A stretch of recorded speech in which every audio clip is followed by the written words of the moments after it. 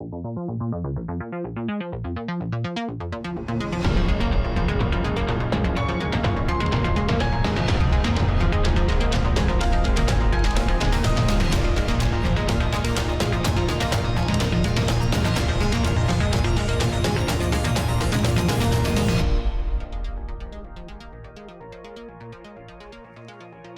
à tous et bienvenue dans ce nouvel immédiat et cette fois encore, cette semaine encore, j'ai le plaisir de présenter cette émission avec Michel Geoffroy. Bonjour Michel. Bonjour Nicolas. Avec le retour de Jean-Yves Le Gallou la semaine prochaine.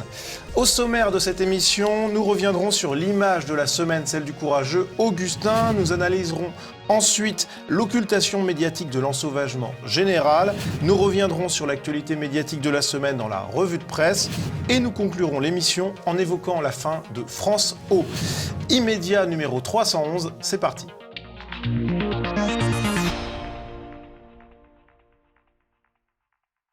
Et pour commencer cette émission, eh bien, c'est l'image de la semaine. Et cette image, Michel, c'est celle d'Augustin.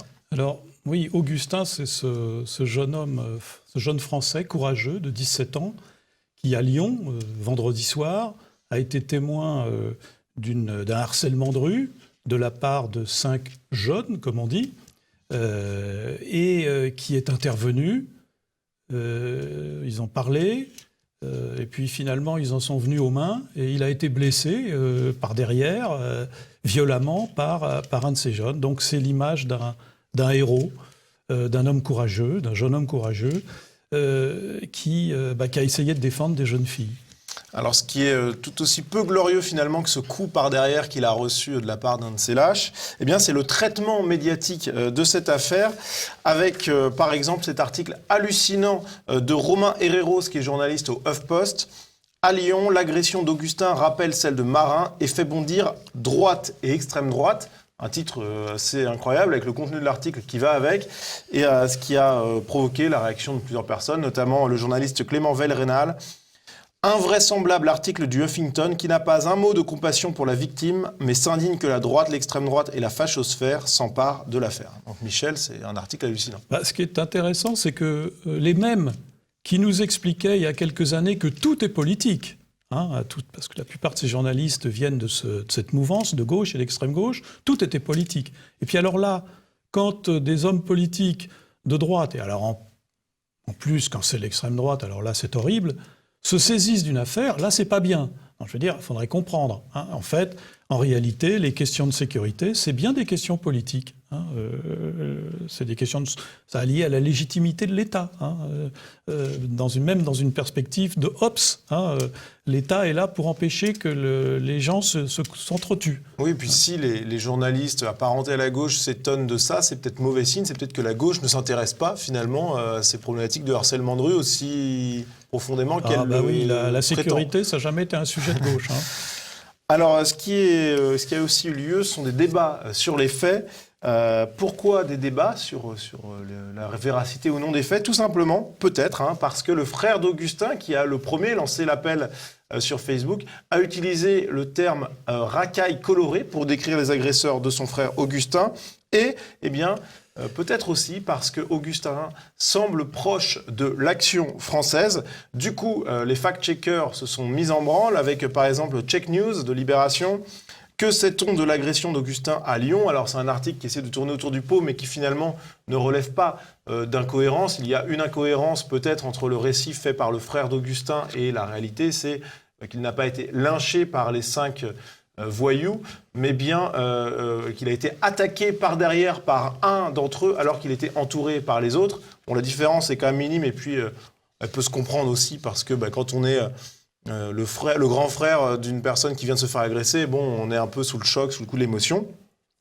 Alors même si les éléments sont plus ou moins semblables, le Post titre quand même « Les filles impliquées donnent une autre version que la famille » et on a sur BFM un bel exemple de désinformation par Sarah Lou Cohen.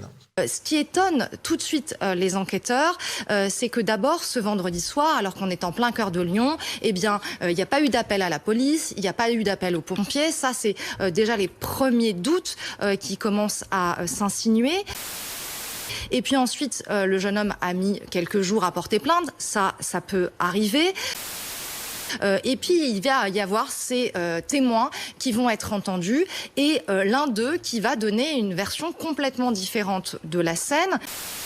La scène semble plus compliquée que ce qui avait été relaté dans un premier temps. Alors, Sarah Lou nous donne un cours de désinformation très intéressant. D'abord, dans le choix des mots, hein, vous voyez, elle utilise des mots, ça étonne les enquêteurs, il y a des doutes. Qui s'insinuent. Oui, qui s'insinuent, les doutes s'insinuent. Alors, la technique de désinformation consiste à prendre des questions qui sont sur le pourtour d'un fait, de les mettre en avant. Alors, oh là là, il n'a pas porté plainte tout de suite. Hein. Ah, c'est douteux, évidemment, puisqu'il avait la mâchoire abîmée et qu'il était à l'ôpital. Bon, il avait peut-être d'autres priorités que d'aller porter plainte. Donc, on essaie de construire tout un discours pour, en fait, éviter d'attaquer le fond. Ça s'appelle du journalisme circulaire, hein, je rappelle. On tourne autour du pot pour ne pas avoir à aborder de front la question. Alors, elle dit aussi les témoignages sont complètement différents de ce que dit la victime. Non, c'est pas complètement différent, c'est peut-être une tonalité un tout petit peu différente, mais il y a quand même eu un acte de harcèlement. Bon, donc c'est... Alors, elle utilise un mot très bon, elle a dit c'est une affaire compliquée.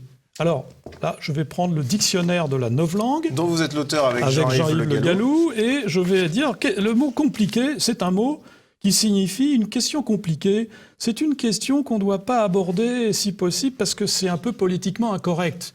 Donc c'est compliqué. Hein, c'est compliqué. Il faut avoir des doutes, c'est compliqué. Alors, simplement, on se souviendra que dans d'autres affaires, hein, que ça soit l'affaire Théo ou l'affaire Adama, à l'évidence, les médias n'ont pas eu de doute. Hein, ils sont partis plein pot dans ce que disait la victime. Bon, là, on s'aperçoit que, comme par hasard, on cultive le doute. Alors, ce qui est d'autant plus incroyable, c'est que, certes, il y a une petite différence avec le récit du frère d'Augustin, mais Augustin, la matinée même de cette même journée où Sarah Lou Cohen et les fact-checkers ont soulevé des petites incohérences, et pour Sarah Lou Cohen, les ont monté en épingle, eh bien, le matin même, Augustin s'exprimait auprès de Lyon Mag, et dans cet article, eh bien, il donnait la version qui correspondait à la réalité, c'est-à-dire celle qui correspondait aussi au récit des victimes. Et donc, si Sarah Lou Cohen et les journalistes fact-checkers avaient fait leur boulot convenablement, ils auraient vu qu'il n'y avait aucune différence entre le récit d'Augustin et celui des jeunes filles victimes et témoins de l'agression. Oui, mais le but, c'est de semer le doute. Hein, c'est d'essayer de dire « Ah, mais tout ça, ça s'est pas vraiment passé comme ça. » Puis en fait, il est d'extrême droite, donc en fait, c'est pas vrai, quoi. Hein. Bon, voilà. Donc on essaie de cacher les faits d'une manière prétendument sérieuse, en évoquant des doutes des enquêteurs. Les enquêteurs, oui. C'est qui les enquêteurs, hein? Oui. Et ce qui est intéressant, c'est que dans le traitement par Check News, on a donc Anaïs Condomine, qui était la co-auteure de l'article et qui a publié 2 tweets pour résumer leur article de fact-checking. L'un qui notait qu'effectivement, il y avait qu'une toute petite différence et que les faits de harcèlement de rue étaient constitués. Et un autre, quand même, pour nuancer un peu tout ça, avec une menace de mort qu'aurait reçue la jeune fille victime. Elle écrit dans son tweet, Anaïs Condomine, la journaliste de Libération, « Cet ado de 16 ans reçoit des menaces de mort pour avoir exposé sa version des faits qui diffère de celle de la famille et des sphères d'extrême droite. » Et en fait, ce qu'on peut soupçonner éventuellement Anaïs Condomine de faire, après c'est peut-être un petit peu extrapolé, mais c'est en tout cas une interprétation, c'est voyant qu'il n'y avait pas de problème à la fois dans la constitution du harcèlement de rue et de l'acte courageux d'Augustin, sachant qu'il était proche d'un mouvement royaliste, eh bien il fallait le discréditer à tout prix, et donc on a cherché à mettre en exergue cette menace de mort pour donner un angle d'attaque quand même aux militants de gauche. Et d'ailleurs, ça n'a pas loupé, puisque ce tweet qui relevait donc cette menace de mort, eh bien, il a été utilisé par de nombreux militants de gauche sur Twitter, les réseaux sociaux, pour attaquer l'acte d'Augustin, malgré qu'il soit irréprochable en lui-même. On a par exemple Arié Halimi, qui est un avocat bien connu des luttes d'extrême gauche. La jeune fille qui a expliqué la réalité des faits a reçu cette photo. L'extrême droite a tué et tuera encore. C'est sûr qu'en France, c'est l'extrême droite qui tue. Hein, c'est l'extrême droite qui est à la racine de l'insécurité. Voilà ce qu'on veut nous faire croire. Bon, ce n'est pas sérieux. Mais c'est vraiment un acte de diversion, en fait. C'est de la propagande médiatique, c'est de la propagande. Et à noter qu'Anaïs Condomine, qui est donc l'auteur de ce tweet et de cette enquête, eh bien, elle avait affirmé avec aplomb en 2015 que les terroristes n'arrivaient pas en Europe parmi les migrants. Sauf que cet article il a été écrit 3 mois seulement avant les attentats de Paris en novembre 2015, et des attentats commis par des terroristes arrivés par les flux de migrants. Donc c'était un beau bobard d'Anaïs Condomine qui s'est depuis recyclé à Check News. De manière un peu plus subtile, mais toujours avec un petit peu de manipulation idéologique. Passons au premier sujet, ensauvagement, l'occultation médiatique.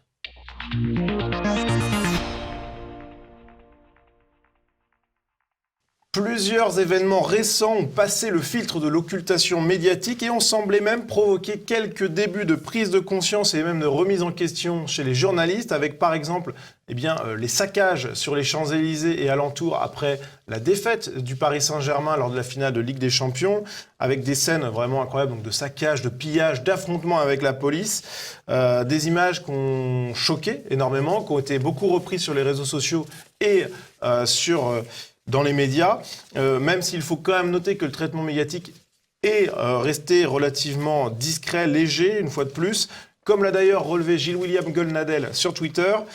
France Inter, 8h, les gros titres de la radio active de service public, rien sur les violences à Paris au lendemain de la défaite du PSG.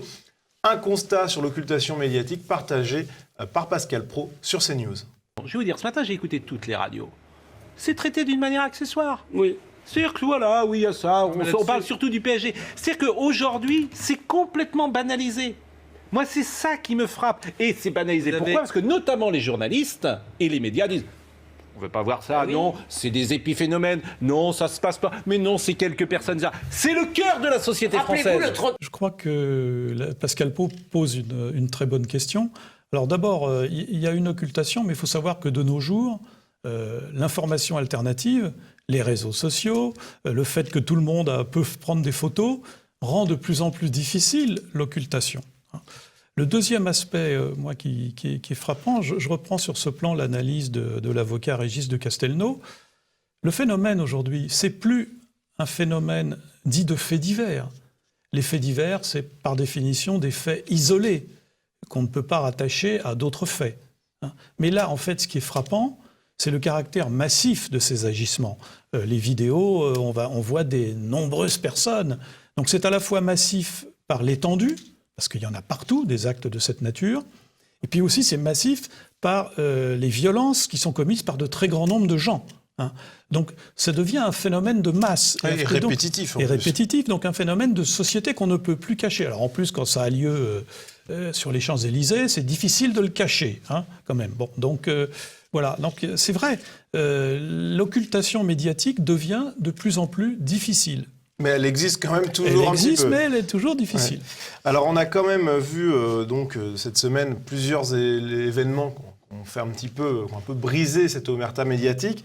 On a, pour revenir sur le cas Augustin, déjà évoqué, ce cas, il a été vivement commenté sur les médias et il a horrifié jusqu'à Karim Zeribi, chroniqueur sur CNews, qui est quand même plutôt politiquement correct, on va le dire comme ça, qui a même réclamé de la sévérité envers les voyous. Et quand on le connaît, c'est pas une mince affaire, puisque Karim Zeribi, c'est quand même plutôt quelqu'un de très bien pensant.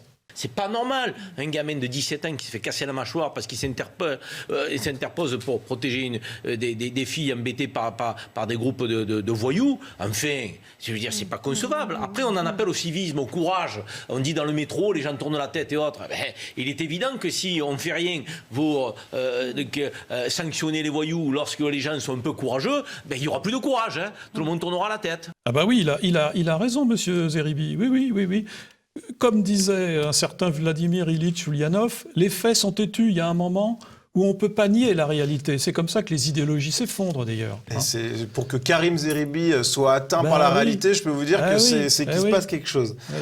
Alors, globalement, Michel, on a vu qu'il n'était pas le seul, Karim Zeribi, à prendre conscience un peu des choses. On a vu de nombreux indices d'un début de prise de conscience des journalistes quant à l'ensauvagement de la France.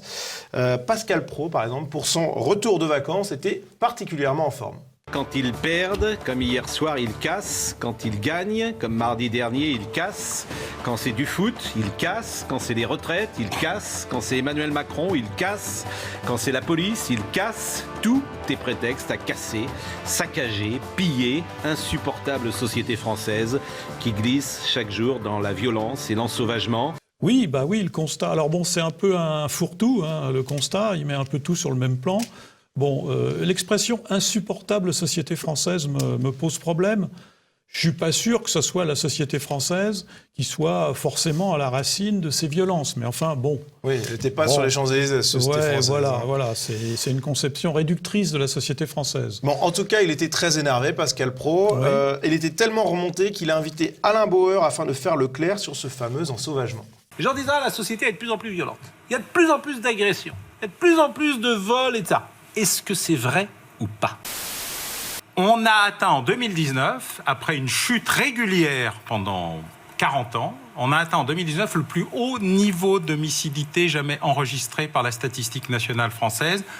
Homicide, tentative d'homicide, coups et blessures volontaires, règlement de compte. Jamais on en a eu autant en nombre, et c'est le 3e plus grand nombre en habitants, puisqu'il faut prendre en compte aussi l'évolution de la population. Donc ça, c'est pas une impression. Non. Oui, alors, il dit c'est vrai. Alors, Bauer dit oui, c'est vrai. Alors, je ferai simplement un petit bémol. Monsieur Bauer dit ça a brusquement explosé en 2019.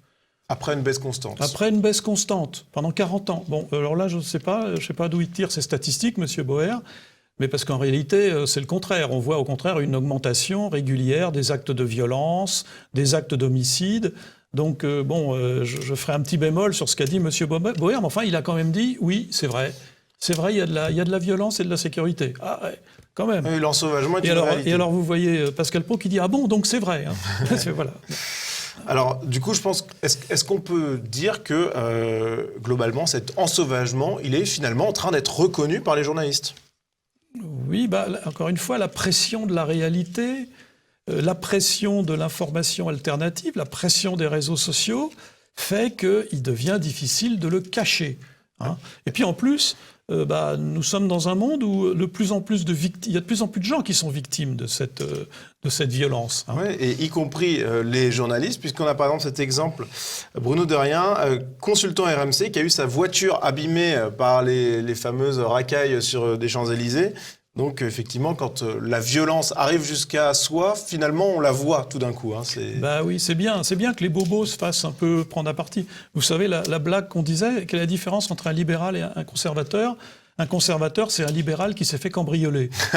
Voilà, là, peut-être que ça peut contribuer à la prise de conscience de certaines réalités. Bon, en tout cas, il y a des signes qui montrent que l'occultation médiatique peut peut-être avoir du plomb dans l'aile. Ouais. En tout cas, ce qui est certain, c'est que il y a eu une prise de conscience politique avec, par exemple, Laurent Wauquiez qui a tweeté à propos de l'affaire Augustin. Le courage admirable du jeune Augustin mérite que la violence de ses agresseurs soit frappée lourdement. Il faut refuser cette soumission. Et on a même Jean-Pierre Raffarin, ce qui est, là pour le coup est incroyable. Jean-Pierre Raffarin. Ouais. Qui s'est ému sur Twitter également. Attention, la justice doit avoir conscience que la colère monte contre l'impunité en matière de violence de rue. Donc là, c'est assez extraordinaire. Oui, enfin, ça, c'est surtout extraordinaire de la part de gens qui ont été au pouvoir et qui pourraient nous expliquer ce qu'ils ont fait contre la montée de la violence et des sources de cette violence. Hein. Mais effectivement, si vous voulez, en plus c'est politique, il faut dire, ils ont peur des conséquences politiques de l'insécurité. Ils ont moins peur de l'insécurité en elle-même que des conséquences politiques. Hein. Ils se disent, oh là là, c'est dangereux. Oui, ça pourrait faire monter ça le pourrait Rassemblement national. Entre autres. Voilà. Oui. Alors, s'il y a eu une prise de conscience médiatique et politique sur l'ensauvagement, il y a un point qui fait quand même beaucoup débat, ou qui est même complètement tabou, c'est celui du lien avec l'immigration. On a ce tweet d'Éric Anceau. Il y a 44 ans, les Verts perdaient contre le Bayern la finale de la Coupe d'Europe et défilaient sur les Champs-Élysées dans la liesse populaire. Que diable a-t-il pu se passer entre-temps ? Donc ça, c'était la grande question qui était posée. Puis la réponse, elle est peut-être donnée dans le tweet de Martial Bild. Avant le Covid et l'économie, le sujet de l'été 2020 restera la montée des actes de violence dans tout le pays et la visualisation d'un fait pourtant caché et tue le lien entre délinquance et immigration. Avec cet autre tweet de Julien Audoul, ce sont toujours les mêmes qui nous pourrissent la vie, mais pour la bien-pensance et les autruches médiatiques, c'est raciste de révéler le réel. Avec un nouveau tweet des commissaires de la police nationale. Pour la soirée PSG Bayern, un tiers des auteurs interpellés sont des mineurs, dont certains non accompagnés, donc de jeunes migrants. Donc effectivement, il y a plutôt un lien. Oui, alors je crois que le lieu de la bataille est en train d'évoluer. C'est-à-dire, au lieu de nier la réalité, maintenant on va essayer de l'interpréter. Bon, je crois que cette délinquance, elle pose deux sujets. D'abord un sujet lié au caractère de plus en plus multiethnique de notre société, et les sociétés multiethniques sont des sociétés multiviolentes. Deuxièmement, comme le montre le tweet des commissaires, il y a aussi derrière une question judiciaire. Quels que soient les individus, si vous leur donnez l'impunité dans leurs actes, eh bien, ils vont continuer ces actes, ils vont même en augmenter. Donc il y a deux questions qui sont effectivement les questions liées à l'identité et les questions liées à, je dirais, à un certain laxisme judiciaire pour des tas de raisons, et notamment des raisons idéologiques. Alors, c'est quand même le lien entre délinquance et immigration est quand même très compliqué à établir dans les médias. Il est même encore globalement très tabou. Mais on va voir une vidéo qui montre bien que les personnes qui étaient présentes dans les saccages des Champs-Élysées étaient issues de l'immigration. Mais selon son cousin qui l'accompagnait, Ryan n'a pas commis ce délit. Ce qu'il a dit, il a entendu des cris dans une pharmacie. Il est rentré dans la pharmacie, mais il n'y avait personne. Donc il est ressorti. Et quand il est ressorti, la police, ils l'ont plaqué. Mais il n'est pas comme ça. Franchement, il n'est pas comme ça. S'il dit cette version, c'est cette version. Problème, Ryan, originaire d'Aulnay-sous-Bois en Seine-Saint-Denis, a déjà un casier judiciaire bien rempli. Dimanche dernier, c'est sa mère qui l'a déposé sur les Champs-Élysées avant le match du Paris Saint-Germain. Elle non plus ne croit pas à la version des policiers. Il n'a rien fait. Au total, sur les 158 personnes interpellées, 47 étaient mineurs, 11 d'entre eux étaient non accompagnés. La vidéo nous montre un grand classique médiatique. Quand certaines personnes sont appréhendées après avoir fait pour des faits violents, on donne toujours la parole à leurs parents et à leurs proches. Donc là, on donne la parole à un parent, on donne la parole à sa mère qui va dire effectivement il n'a rien fait. Mais alors curieusement, on ne donnait pas la parole aux parents des Gilets jaunes qui jetaient des pavés, etc. Donc toujours le choix de donner une tonalité d'excuse, mais qui est donnée par les proches. Donc non, l'objectivité est quand même très faible. Alors, autre volet de cet ensauvagement, c'est les causes, la justification. Et pour Jean Garrigue, chroniqueur sur CNews, la cause de tout cela est sociale. Pour toute une partie de concitoyens, notamment des jeunes, pour des tas de raisons, notamment des raisons sociales, un sentiment d'exclusion, etc., qui sont de vraies raisons qui existent, il y a une perte de ce sentiment du vivre ensemble, de la civilité. Cette dislocation du sentiment d'être ensemble, de respecter l'autre, c'est quelque chose qui, me semble-t-il, est une lame de fond dans nos sociétés, notamment dans la société française. Alors, Monsieur Jean Garrigue, voilà l'expert médiatique que nous voyons souvent, d'ailleurs, dans les médias. Il est historien. Il est professeur d'histoire contemporaine et il est plutôt spécialiste de l'histoire politique de la France et de la Troisième République. Donc, ce qui lui donne effectivement des capacités extraordinaires pour juger de la délinquance. Effectivement, il connaît tout. C'est pas son champ d'expertise du tout, effectivement. Lui aussi, en quelques secondes, il nous donne un condensé du politiquement correct. Il prononce les mots sacrés, vivre ensemble, exclusion, respect. Bon, le discours victimaire classique. Bon, c'est pas inintéressant. Alors pourquoi il est là ? Il faut quand même savoir qu'en avril 2017, il a signé, avec un certain nombre d'universitaires et de chercheurs, comme on dit, un appel à voter pour Emmanuel Macron. Donc ce qui lui donne effectivement la capacité de nous renseigner sur ce qu'on doit comprendre du monde.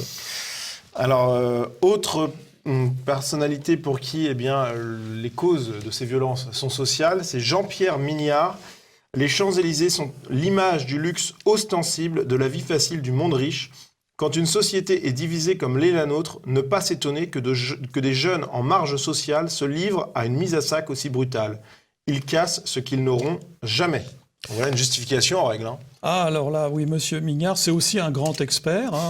C'est un expert, il est très proche de François Hollande. Il a participé à la campagne de Ségolène Royal.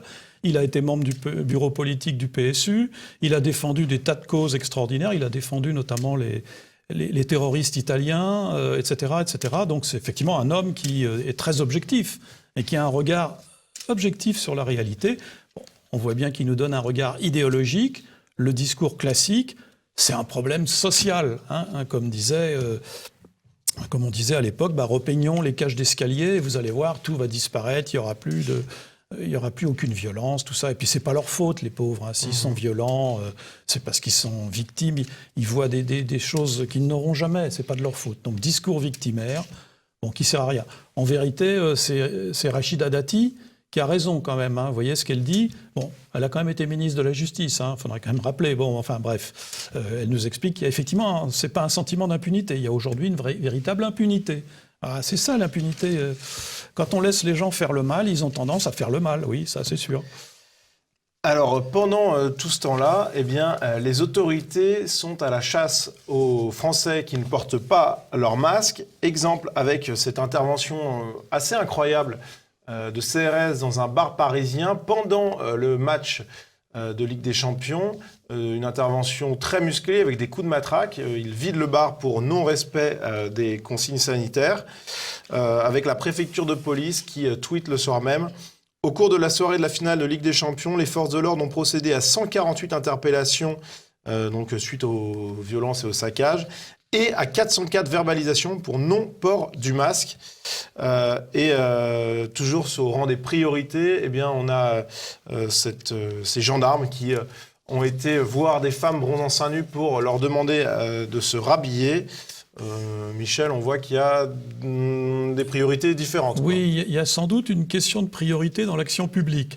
Le ratio de 1 sur 4 à Paris entre les interpellations et les verbalisations de port du masque, interroge un peu.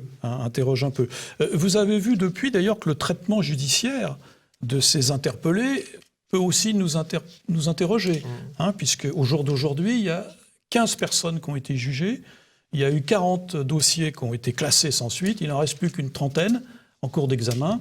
On ne peut pas dire que la réponse judiciaire soit extrêmement forte, c'est le moins qu'on puisse dire. Il y a un problème de priorité. C'est vrai que c'est sans doute plus facile de verbaliser l'absence de port du masque que de se heurter à des foules violentes. Oui, effectivement. La scène dans le bar est quand même un peu effrayante. Honnêtement, je ne sais pas comment on peut l'expliquer, mais peut-être justement que les ordres arrivent plus facilement pour aller verbaliser que pour aller attaquer des jeunes de cité. Peut-être. Du coup, ils se vengent un peu sur les... Peut-être. C'est quand même étonnant. Passons à la revue de presse.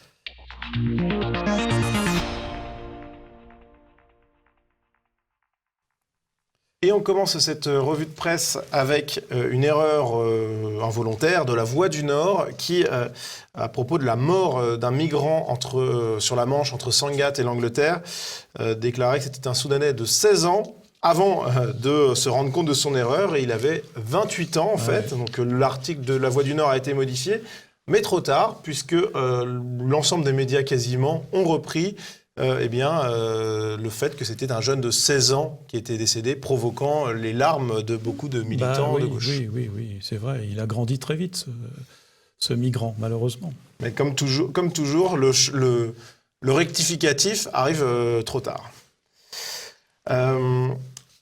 Autre sujet concernant des migrants mineurs, on va à Bordeaux avec ce reportage du JT de France 2 de 13h sur les attaques au couteau. Depuis quelques mois à Bordeaux, ce type d'agression est en forte augmentation. Et selon la préfecture, dans la moitié des cas, elles sont commises par de jeunes migrants. Beaucoup sont sous l'emprise de leurs passeurs.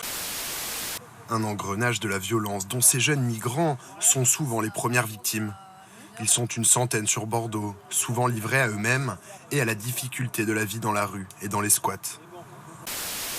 c'est un système qu'il faut traiter de façon globale. C'est-à-dire que c'est un problème de sécurité, c'est un problème de tranquillité, mais c'est aussi un problème social avec des enfants. Ce sont des enfants qui sont à la fois auteurs mais aussi victimes. Oui, alors là, c'est intéressant. C'est une construction victimaire, médiatique. C'est-à-dire qu'on part d'un constat, c'est qu'il y a des attaques au couteau. On dit quand même qu'il y a une partie non négligeable des auteurs de ces attaques au couteau qui sont parmi les migrants et des jeunes migrants. Et on termine par une présentation, c'est pas de leur faute, les pauvres, ils sont victimes. Ce sont eux les premières victimes. Hein. C'est fou. C'est beau, c'est vraiment... donc voilà, exemple typique de construction victimaire. Pas un mot évidemment pour les victimes, hein, bien sûr, les vraies victimes des coups de couteau. Non, c'est les auteurs qui sont victimes. Hein. Là, nous sommes en plein rousseauisme médiatique. Avec vraiment une construction de... Effectivement, le discours, la voix off qui dit sont les premières victimes, et on donne la parole à un intervenant qui est finalement la personne en charge de la médiation associative. Voilà. Là, qui dit ce sont des enfants. Là, on ne donne pas la parole au cousin ou à la mère d'une victime. Non, pas du tout. Là, c'est... Et on rappelle que c'est France 2, c'est le service public, et que ce sont donc vos impôts qui payent. L'occasion de rappeler que TV Liberté propose pour chaque don une réduction d'impôts, ce qui est quand même plutôt intéressant quand on voit ce traitement médiatique public. Autre traitement médiatique qui interroge, c'est celui suite aux suites judiciaires de l'attentat de Manchester. En 2017, avec cet article du Parisien, il avait aidé son frère à fabriquer la bombe qui a fait 22 morts à Manchester à la sortie du concert d'Ariana Grande en 2017. Hachem Abedbi a été condamné à la perpétuité. Et ce qui est intéressant, c'est que dans cet article du Parisien et dans d'autres articles, comme par exemple celui du Midi Libre, eh bien, il n'y a aucune mention du fait qu'il s'agissait d'un attentat islamiste, et c'est assez extraordinaire. Alors certains médias sauvent un peu quand même la face en mentionnant en milieu d'article que l'attentat a été revendiqué par l'État islamique. C'est le cas du Monde, on a le droit à une phrase sur tout l'article. C'est quand même inquiétant, cette occultation. Certains journalistes sont des nouveaux Tartuffes. Cacher ce sein que je ne saurais voir. Là, c'est cacher cet islamisme que je ne saurais voir. Bon, voilà. Bon. C'est une forme d'occultation. Si ça avait été un attentat attribué à un suprémaciste blanc, là, je peux vous le dire que ça aurait été en gros dans les titres. Puis là, on n'aurait pas interrogé sa famille. Ça, c'est clair. Alors, autre traitement médiatique qui interroge, c'est l'Obs qui titre « Ils ont brandi des armes contre des manifestants Black Lives Matter. Ils affichent aujourd'hui leur soutien à Trump. » On s'en souvient, c'était cette scène où un couple était sorti avec des armes à la main sur le perron de sa propriété pour se protéger après que des militants Black Lives Matter soient entrés par effraction en forçant un portail dans leur propriété privée. Alors là, l'article de l'Obs est assez extraordinaire. Il parle des manifestants sur lesquels le couple n'hésite pas à pointer le canon de leurs armes. Les protestataires sont pourtant restés pacifiques selon la procureure locale. Pour la droite conservatrice, ce serait la défense de la propriété privée qui aurait été en jeu. Donc la droite conservatrice, on voit le vocabulaire. L'Obs poursuit. Pour d'autres, le couple illustre ce sentiment de supériorité de certains blancs fortunés, terreau de tous les abus dont sont victimes les minorités ethniques aux États-Unis. Afro-américains les premiers. Bla bla bla bla bla bla bla. Enfin, je veux dire, c'est n'importe quoi. Puis c'est toujours le discours. Oh là là, les blancs, ils ont tort. Non, ils se protégeaient contre une émeute. Ils sont armés. Oui, il y a beaucoup d'Américains qui sont armés. Oui, d'accord. C'est justement pour ça qu'ils n'ont pas été, que leur logement n'a pas été saccagé. Bon, voilà. Mais c'est pas bien. Et en plus, ils votent Trump. Alors là, là c'est encore pire. Oui, c'est encore pire. C'est pire que tout. C'est pire. En tout cas, c'est vraiment incroyable de voir un article aussi partisan. Autre actualité qui concerne les États-Unis, Michel, c'est Rokhaya Diallo, bien connu des auditeurs d'Immédiat, qui est recrutée comme journaliste dans la rubrique Opinion du Washington Post. Donc elle s'en félicite. Donc, oui, elle a raison de s'en féliciter. Alors, je peux dire, c'est pas totalement le fait du hasard. Je rappelle que Madame Diallo, non seulement on la voit sur tous les plateaux, elle a été participante de la session des Young Leaders de la French American Foundation, cette fondation qui avait été créée par Valéry Giscard d'Estaing et Gerald Ford, pour mélanger des personnalités françaises et américaines, en fait, pour américaniser les Français. C'est pas pour franciser les Américains, je vous rassure.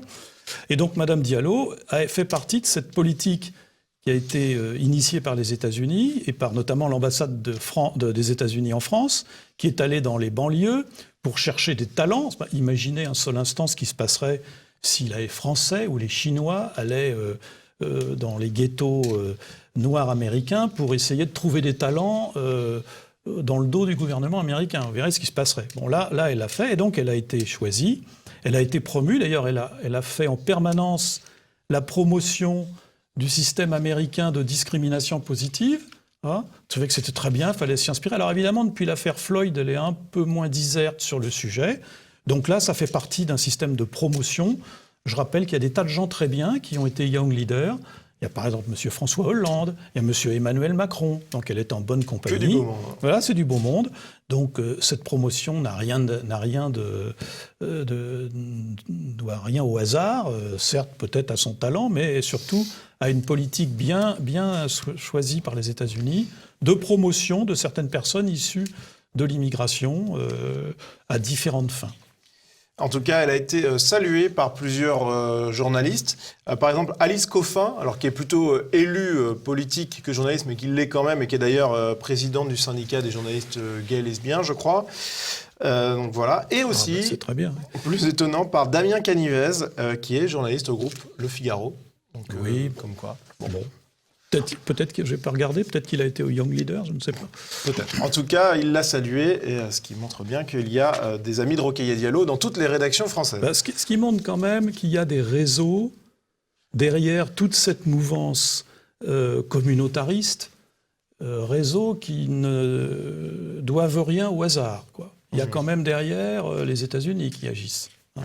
Bon, en tout cas, que les auditeurs de TV Liberté se rassurent. Aucun membre de la rédaction, à ma connaissance, n'a félicité Rokhaya Diallo pour sa nomination. Aucun n'est passé par les Young Leaders. Non plus, ça c'est clair. Passons au deuxième sujet, l'arrêt de France O.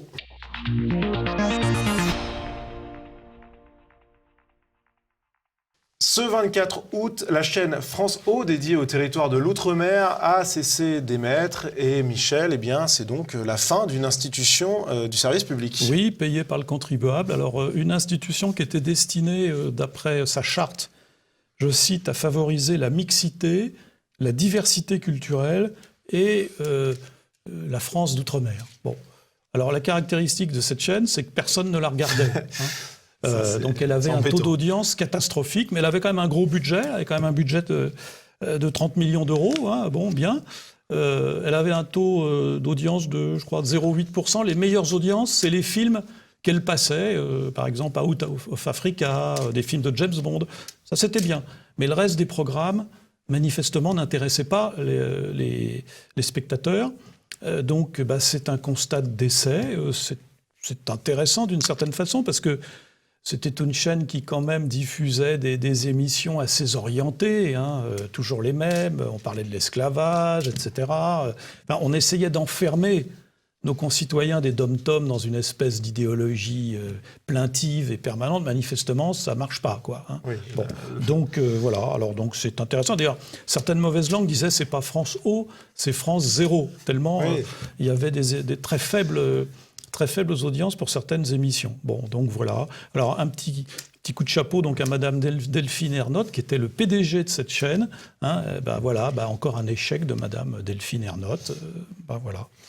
En tout cas, c'est donc un arrêt qui marque la fin de France O. La fréquence va être attribuée théoriquement à la chaîne France Info, sur la TNT, qui passera donc canal 19. Et on suivra avec attention la suite de l'aventure France O, parce que je crois que ça ne se termine pas complètement. Ils seront encore diffusés sur Internet. Bien sûr, ils vont continuer par d'autres moyens. Hein. Et puis les journalistes seront recasés aussi. Oui, je me fais pas de soucis. Je me fais pas de soucis pour la rémunération de Madame Delphine Ernotte. Hein. Elle va pas diminuer pour autant. Oui, ça c'est clair et net.